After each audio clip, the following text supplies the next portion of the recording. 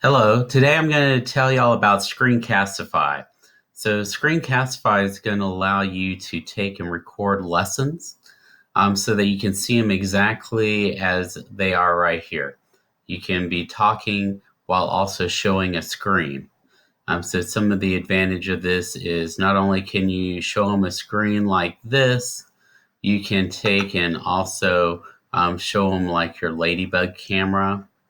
Um, as well. So I just switched over to the Ladybug camera. So now I can show books. If I want to read stories to my kids, I can do that as well. Or if I'm a math teacher and I'm needing to do a math problem, I can now come down here and write out a math problem while explaining what I'm working on. So those are some options, and Screencastify can allow you to do a lot of that.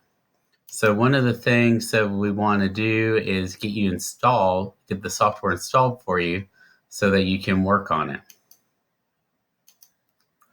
So what I'd like for you to do is go to a Google window and do a search for a Screencastify Chrome extension.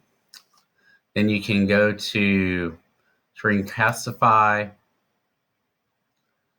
and it'll bring up where you can install it onto your machine. Like here, it's telling me that it's already installed.